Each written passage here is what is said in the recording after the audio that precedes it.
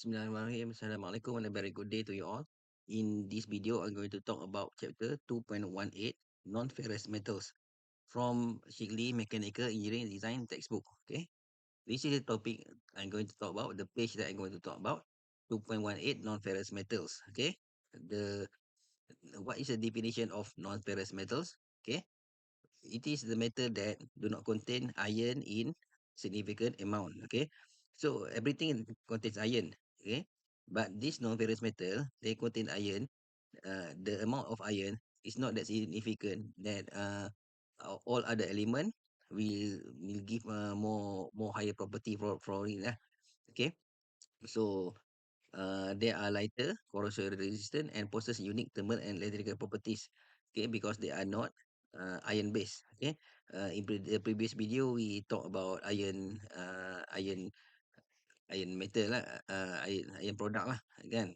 Like the things that you can buy in your hardware shop, the things that you have seen in all our place, all your places, your fans, your window, everything lah, that is made of steel that have element of corrosion. That is made of steel. Now we're talking about the metal that do not have uh, do not have significant amount of ions. Okay, uh, like aluminium, magnesium, titanium, copper. These are most popular names of non-ferrous metal. Okay, non-ferrous metal are critical in aerospace, automotive, electronics, and construction for their high strength to weight ratio and corrosion resistant. Okay, what this mean by high strength to weight ratio? Meaning that, uh, uh, okay, it is simple to say that it is small, it is strong. Okay, compared to steel. Okay, commonly when steel is a big steel, it is strong. Okay, it is a big large steel. Let's say you take a large diameter of steel. Okay, uh, that large diameter of steel, of course it is strong. But compared to the non-ferrous metal, a small diameter of steel is strong. Like that. Okay. Okay. So aluminium and its alloy. Property of aluminium is lightweight. Density is 2770 kilogram per meter cube with tensile strength of 90 megapascal. We can enhance through alloying and cold working. Okay, we can make it stronger through alloying and co-working. Application used in cell casting, die casting, extrusion, and structural components, especially in aerospace and automotive. It is corrosion resistant. Naturally forms a protective oxide layer, can be enhanced through anodizing. Okay. Then there are magnesium and titanium.